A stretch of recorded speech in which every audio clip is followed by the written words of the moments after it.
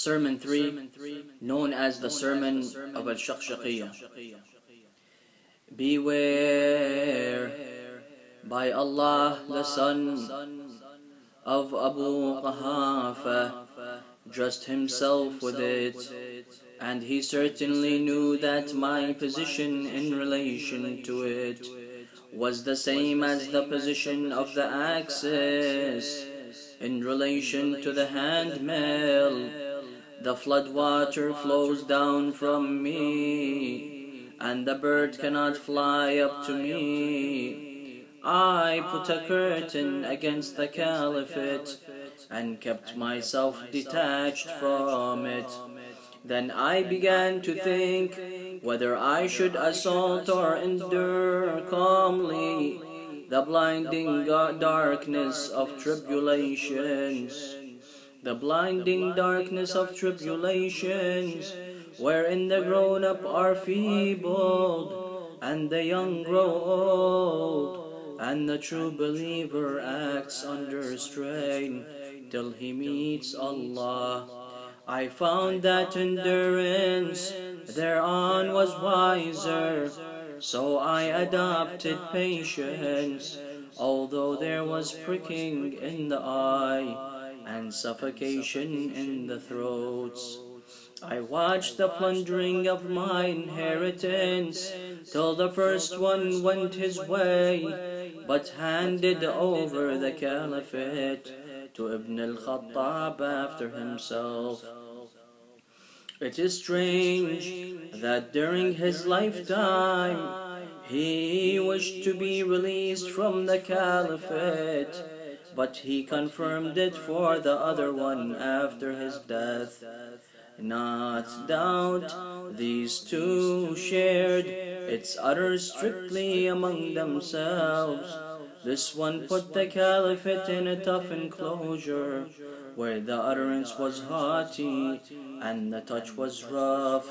Mistakes were in plenty, and so also the excuses. Therefore, one in contact with it was like the rider of an untruly camel.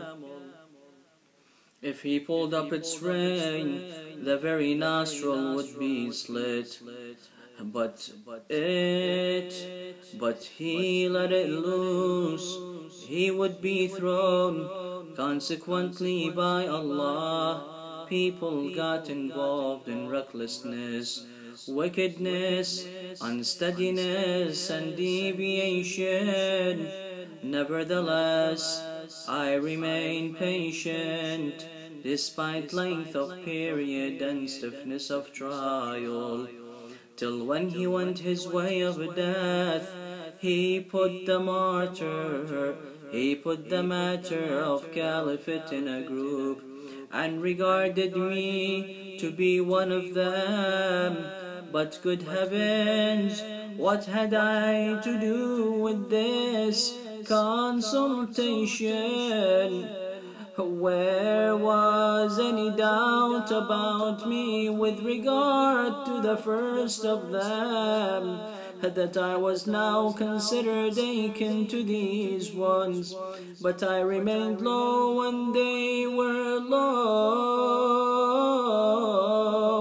and flew high when they flew high.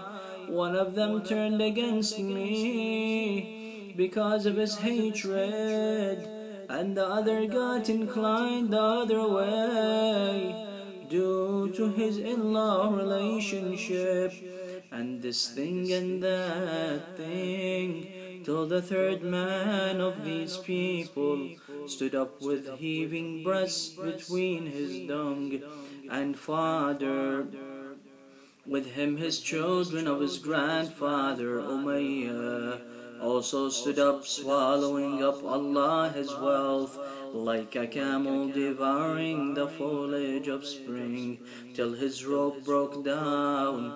His actions finished him, and his gluttony brought him down prostrate.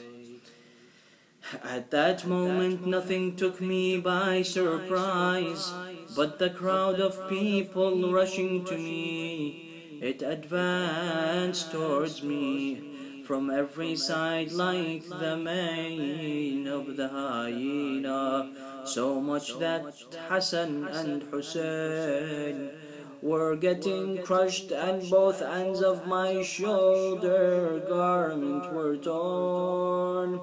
They collected around me like the herd of sheep and goats.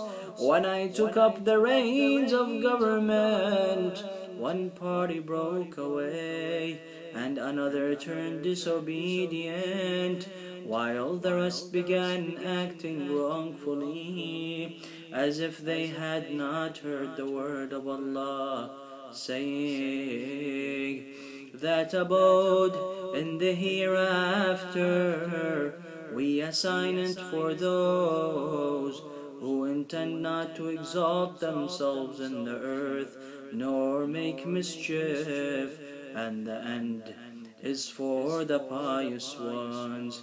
Yes, by Allah, they had heard it and understood it, but the world appeared glittering in their eyes, and its embellishments seduced them.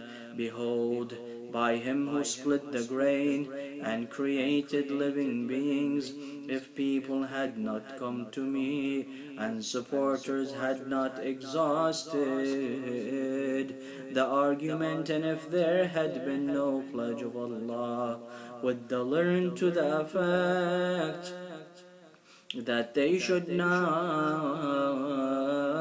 in the gluttony of the oppressor and the hunger of the oppressed, I would have cast the rope of caliphate on its own shoulders, and would have given the last one the same treatment as to the first one. Then you would have seen that in my view this world of yours is no better than that of a sneezing goat. It is said that when Amir al-Mu'mineen reached here in his sermon, a man of Iraq stood and handed him a writing.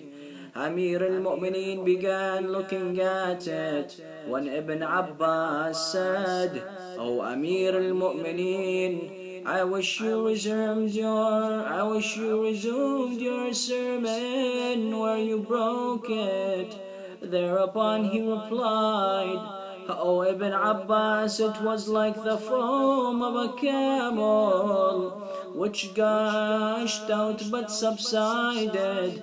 Ibn Abbas says that he never grieved over any utterance as he did over this one, because Amir al-Mu'mineen could not finish it as he wished to.